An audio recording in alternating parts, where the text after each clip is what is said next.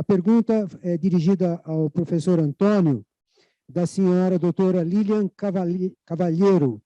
Ela pergunta se essa proposta de imposto, o FTT, Imposto sobre Transação Financeira, substituiria algum tipo de imposto do sistema tributário americano ou ele é um imposto novo, a ser adicionado ao sistema tributário atual?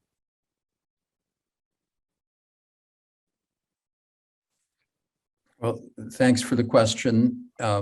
It would be an additional tax. I mean, the United States has not enough tax to support essential services, and is in substantial deficit position. And this would be a tax on top of the existing tax code.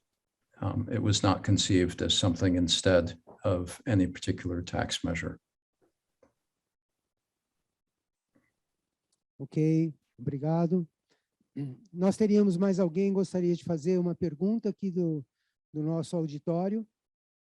E eu vou compartilhar com vocês uma preocupação minha. Para o professor Marc Chenet, faltam 2 minutos para começar o dia 25.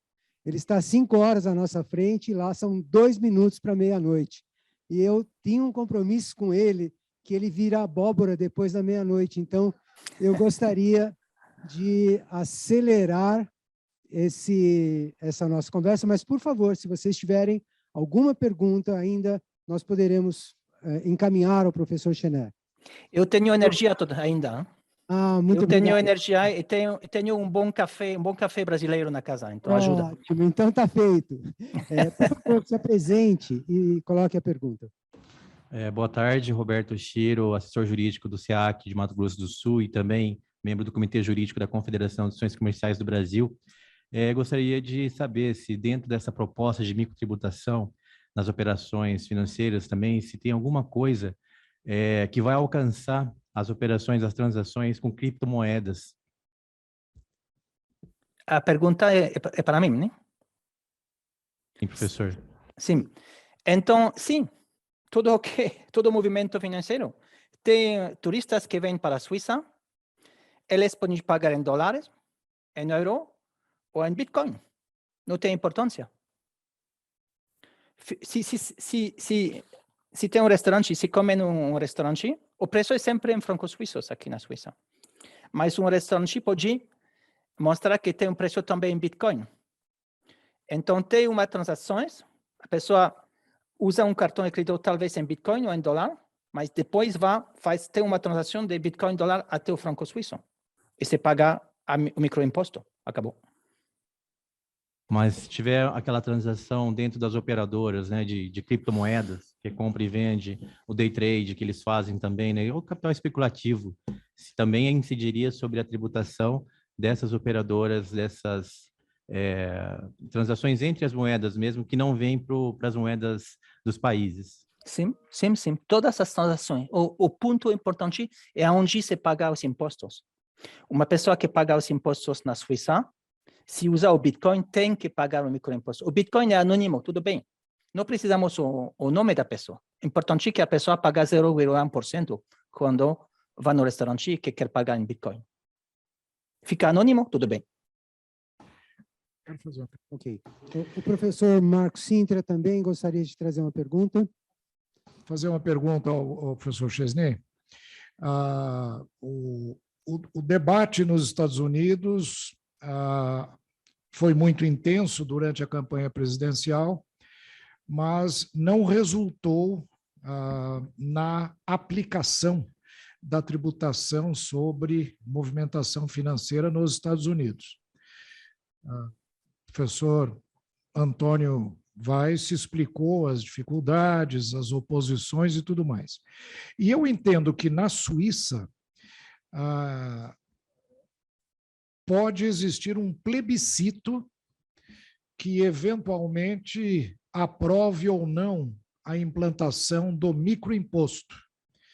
Nós sabemos que a Suíça tem um sistema de democracia direta muito avançado, e eu queria perguntar ao professor Marco Chesney qual é a possibilidade de aprovação desta proposta no país.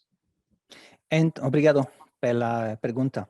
É verdade que tem na Suíça um sistema de democracia direta. Como funciona? Se um projeto tem, se 100.000 pessoas assignam para um projeto, então toda a população pode votar e decidir se o projeto é interessante ou não. É o que fizemos, nós. E foi difícil porque começamos justo antes da Covid, sem saber. Então, tem que ter 100.000 pessoas que assinam. Chegamos, depois de 1 ano e meio, a 93.000. Então, não funcionou. Mas vamos começar de novo. Temos o direito de fazer uma outra proposta. Imagino que vamos começar de novo em setembro ou outubro. Quem está em favor? Muitas pessoas, grupos, PMEs. Quem está em contra? 2 bancos muito grandes, os 2 bancos sistêmicos na Suíça e a Bolsa, porque fazem muitas transações eletrônicas, incluso de alta frequência, no microsegundo. Então, claramente, eles vão pagar mais com um projeto assim. Mas para outros bancos menores, como expliquei antes, então, se uma pessoa pega 100 francos, então no banco, o banco vai ficar com 2 centavos, por exemplo. Então, é um trabalho eletrônico, é um lucro automático, sem riscos. Então, para bancos menores, é positivo. Então, tinha um chief economist de um banco aqui, importante, Raiffeisen, banco número 4 na Suíça, que ajudou para o projeto, por exemplo, como chief economist do banco. Interessante. Ele escrito artigos em francês, alemão e italiano, explicando que o projeto era bom, era positivo. Tem outros que são em contra. Mas é útil em uma democracia de ter a possibilidade de discutir, de ouvir argumentos positivos e negativos e de discutir.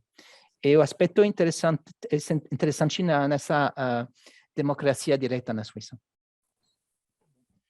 Queria fazer mais uma indagação ao professor Antônio Weiss. Eu ouvi, professor, uma palestra sua no Hamilton Project, realizada em 2020, onde o senhor debateu a movimentação financeira relativamente a impostos sobre valor agregado. E me chamou a atenção uma observação sua, no sentido de que um tributo sobre operações financeiras, principalmente as de maior velocidade, pode, de fato, reduzir essas operações e, de certa forma, consumir, erodir a base de incidência. Mas a sua observação foi no sentido de saber se a sociedade acha que aquelas transações trazem valor para a sociedade ou não. De fato, elas vão reduzir essas atividades de alta frequência, pode afetar algumas transações com derivativos, algumas construções, algumas operações estruturadas muito complexas, mas eu pergunto se haverá um grande prejuízo à sociedade caso haja um efeito negativo nessas operações. So that's a debate people have different opinions on. I'll give you mine. So yes, we have an elasticity assumption of 50% at the very low tax that we assume, and most of that loss in trading volumes does come from high-frequency trading strategies and algorithmic strategies of various kinds. Those strategies have resulted in a 10-fold increase, sometimes 20-fold increase in the volume of trading in the United States. So ask yourself, is the allocation of capital 10 or 20 times better during that period? Is the access of small businesses and growing businesses to capital 10 or 20 times better? Are markets more efficient?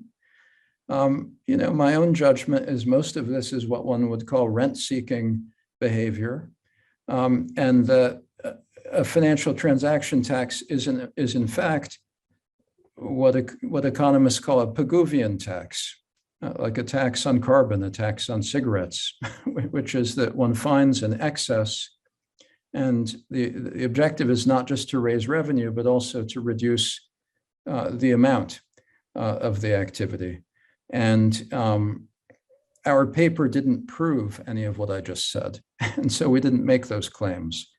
But if I were to do another paper, I think it would analyze those claims, and I'm pretty convinced that it would show that the extent of trading in the United States and the extent of the financialization of markets in the United States has been, if anything, detrimental to the allocation of capital and to the true discovery of price, and to the very people who opponents of the FTT seek to protect, like retail traders, small savers, pensioners, and the like. So yes, there's a major effect in the demand for trading, even due to a very small tax.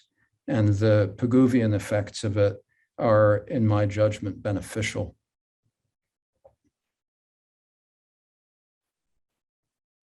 But there would need to be more work done to demonstrate that with the same rigor that we tried to bring to the level of the price and the incidence of the price. Muito bom. Eu tenho mais uma pergunta ainda, aliás, mais duas, mas o Flávio Rocha, que está conosco agora e a gente vai ouvi-lo, ele tem uma pergunta também a fazer. Por favor, põe a imagem do Flávio Rocha na tela. Boa noite a todos, é uma alegria estar de volta a essa casa, ainda que remotamente.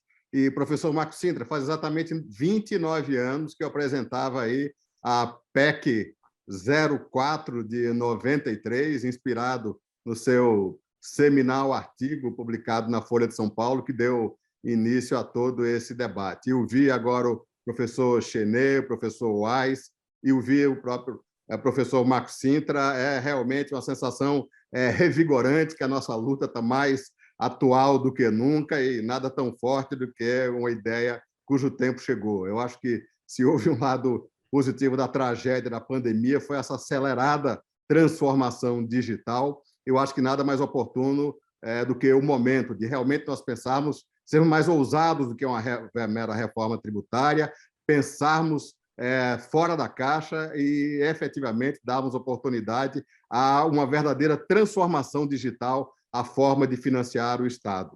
A minha pergunta vai para o professor Wise com relação à base que foi discutida. Realmente, aqui, os que se opõem a esse novo conceito tributário, invariavelmente, recorrem ao tamanho da base do CPMF, lá de 93, que era o imposto sobre as compensações de cheques, variando entre 6 e 7 PIBs. Mesmo assim, com toda a eficiência, chegou a gerar 15% da arrecadação, com a alíquota de 0,38% do PIB. Quando a gente entra no BIS, né, o Bank for International Settlements, a gente vê exaustivamente a relação das transações nos 58 países associados ao BIS. E nos Estados Unidos não é diferente o volume de transações. É algo muito próximo do que a média mundial que o professor Chenet nos mostrou, de algo em torno de 150 PIBs, se nós levarmos em conta todos os vários tipos de transação, de derivativo, de mercado de capitais, de câmbio, de transações mercantis.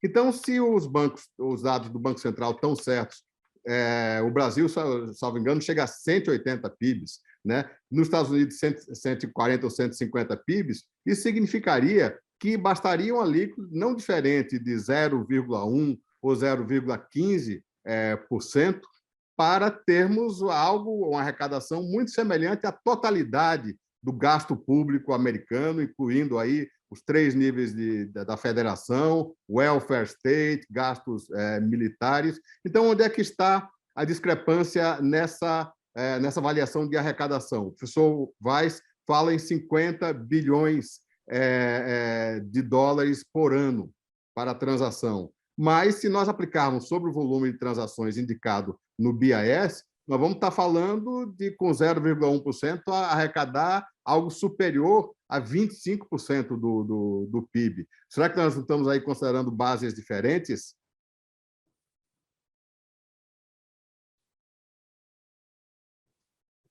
Well, and I'd invite Professor Jensen to comment on this as well. I think a couple of things. One is there is a need for an estimate of the reduction in demand due to the tax.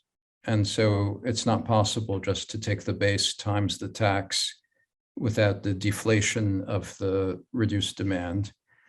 There's also a problem of collecting. One subject I didn't mention in the United States is you need an architecture and an infrastructure to collect the tax.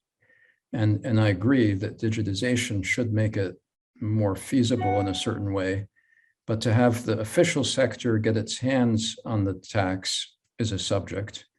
The reason we were optimistic about our tax in the United States is that the Securities and Exchange Commission is already funded by a micro tax that pays for its operations every year.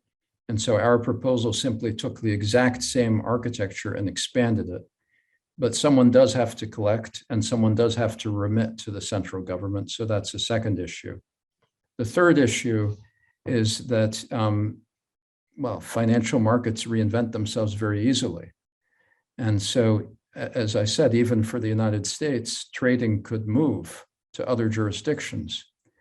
And so it's a bit like the discussion around the international minimum tax, which is now trying to be implemented everywhere, where the optimal solution is to have all countries, OECD countries, for example, participate in the discussion to have a framework, which then gets adopted legislatively in each of the countries, because there is a risk of the Sweden outcome or the Italy outcome, where the trading simply migrates to a different jurisdiction. Those are the things which work against the absolute amount of money that gets collected under such a tax. And so I would have to look at each of these for consistency in terms of the base and how it treats those three effects. But they're real challenges. Obrigado, professor. Posso talvez fare una cosa rapidamente aqui? Aspetto importante sobre esse cambio de país, mudança de país para uma transação, o importante é onde o banco paga os impostos. Então, banco suíço, se não quer pagar o microimposto e vai para Londres, não tem importância, porque fica banco suíço. Importante entender isso. Quando o banco fica na Suíça, se o UBS, por exemplo, como banco suíço faz transações no estrangeiro, tudo bem. Mas o UBS fica como banco suíço. Então, tem que pagar o microimposto. Então, o ponto não é de saber onde faz as transações. O ponto é saber se a empresa, o banco, neste caso, é suíço, sim ou não. Isso é importante. Então, é diferente do caso da Suécia. Sim. Bom. Obrigado. É importante lembrar também, eu queria acrescentar, que nós estamos mudando o patamar de tamanho da base e, consequentemente, de alíquota.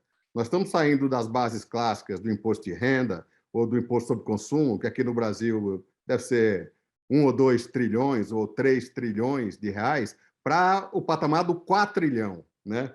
A base aqui no Brasil é algo em torno de 4 trilhões. Então, você sai de impostos clássicos de trilhão para o patamar do 4 trilhão. Isso quer dizer que você sai da base de 30%, de 20% de alíquota, de 2 dígitos altos, para o patamar de alguma coisa, uma ou duas casas depois da vírgula, né? Então, também falando aqui a respeito do que foi colocado da fuga via criptomoeda. Ora, nós temos que lembrar que hoje quem foge para a criptomoeda, para se esconder na clandestinidade econômica, ele está economizando não é 0,1 ou 0,01 de alíquota, ele está economizando o imposto de renda de 35%. Ele está economizando o ICMS de alíquota média de 12%, que chega às vezes a 36%. Então, o sistema tributário sempre vai forçar a imaginação das pessoas a buscar uma fuga, mas essa fuga, essa criatividade é inversamente proporcional ao tamanho da base e, consequentemente, ao tamanho da alíquota.